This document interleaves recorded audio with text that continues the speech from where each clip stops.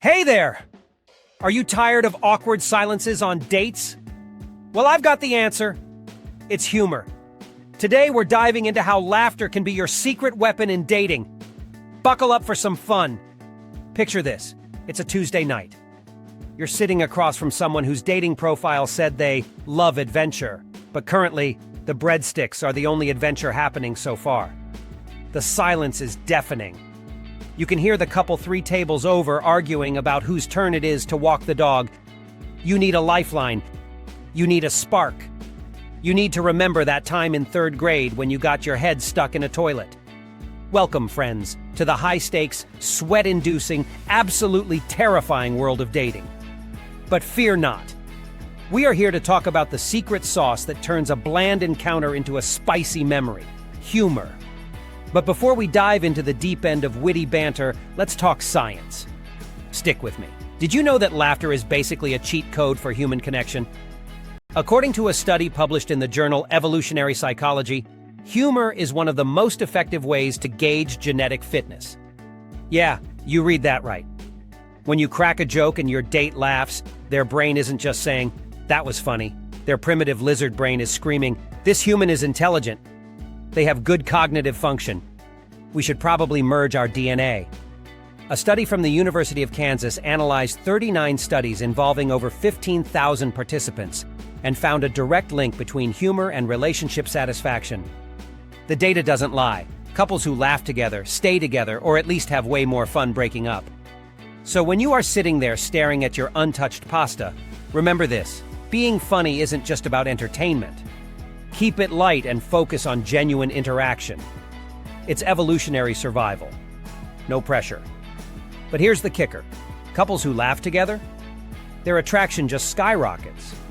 Laughter releases oxytocin, the cuddle hormone. Now here is where things get tricky. While humor is a superpower, it's like any superpower. If you misuse it, you become a supervillain. Or worse, a prop comic. Imagine if Steve, instead of making a self-deprecating joke, had pulled a rubber chicken out of his pocket and started doing a puppet show. "Hey Sarah, look at me! Waka waka!" That's not a date. That's a hostage situation. The key, as our intro text wisely suggested, is balance. Too much humor makes you look like you're deflecting intimacy or trying too hard. Too little makes you look like a robot sent from the future to study human boredom. Think of humor like salt. A little bit brings out the flavor of the steak. Dump the whole shaker on there and you're just eating a salt lick. Nobody wants to date a salt lick. One of the biggest anxieties people have is thinking they need to be professional comedians. They memorize punchlines. They practice in the mirror. Stop. Please. For the love of romance, stop. You don't need a tight 5-minute set. You're Steve from marketing trying to connect, not Dave Chappelle trying to earn a Netflix special. In fact, canned jokes often backfire if not done right because they feel, well, canned. They feel rehearsed. Connection happens in the moment. The best humor on a date is situational and observational. If you're stuck, look around. Look for funny things happening around you. Is the restaurant playing weirdly aggressive jazz music? Comment on it. I feel like this violin is angry at me personally. I'm not sure what hand-massaged kale is, but I'm jealous that the vegetable is getting more attention than I am. Stories are your best friend here. A good story beats a punchline every time. Why? Because stories show vulnerability. When you tell a story about the time you accidentally walked into the wrong restroom, you aren't just making them laugh. You are signaling confidence. I am secure enough to admit I looked foolish. Relatability is, we are both humans who make mistakes. Trust is, I am letting you in on a secret. Science backs this up too. Oxytocin, the bonding hormone, is released during shared storytelling and laughter. You are chemically hacking their brain to like you. Okay, that sounds creepy, but it's science, so it's allowed. Here is a pro tip that separates the amateurs from the dating ninjas: delivery. You can have the funniest story in the world, let's say the one about the raccoon that stole your sandwich. But if you tell it in a monotone voice while staring at your shoes, it's going to flop. Use your voice like an instrument. Whisper the suspenseful parts. Get loud for the chaotic parts. tonality can the difference. Now, normally, you might be the type of person who scrolls past these videos, but let me quickly tell you why engaging with small visual gestures and humor is so important. Seeing humor in action helps you understand micro-expressions. A lot of flirting happens in the eyebrows. Seriously. A well-timed eyebrow raise can turn a mundane sentence into a hilarious innuendo.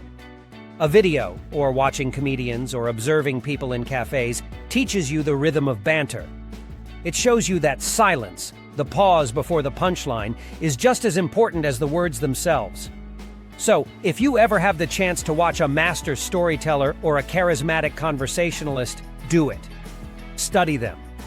Don't copy them, but learn the rhythm. It's like jazz. You have to learn the scales before you can improvise. Let's address the elephant in the room. What if you try to be funny, and it fails? The silence stretches. A tumbleweed rolls by. Crickets chirp aggressively. Here is the secret. The failure can be the funny part. If you tell a joke and it doesn't land, acknowledge it. Self-awareness saves the day. It shows you aren't delusional. It shows you can roll with the punches. And honestly, that recovery is often funnier than the original joke would have been.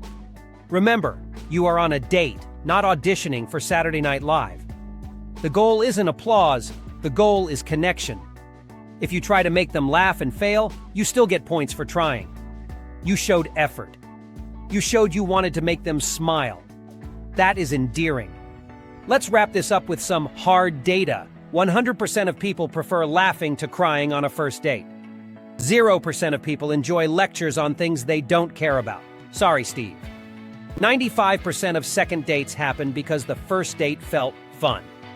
So the next time you are preparing for a night out, don't just worry about your outfit or your breath, though please do worry about your breath. Worry about your mindset. Pack your stories. Bring your observations. Leave the serious, heavy luggage at home. Approach the evening with a sense of play. Treat the awkward moments as future funny stories. If you trip on the way to the table, stick the landing and give the judges a score. If you spill your drink, initiate a clapping ceremony for the table. Those magical moments draw you closer. Remember, dating can be weird and stressful, and that's okay. Because at the end of the day, or the night, we are all just hairless apes wearing clothes, trying to find another hairless ape to share snacks with.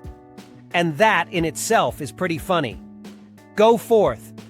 Be witty. Be quirky. And if all else fails, just ask them if they want to see a picture of a raccoon stealing a sandwich. It works every time. Don't forget to like, subscribe, and share your best or worst dating stories in the comments below. Keep trying, keep laughing, and I'll see you next time.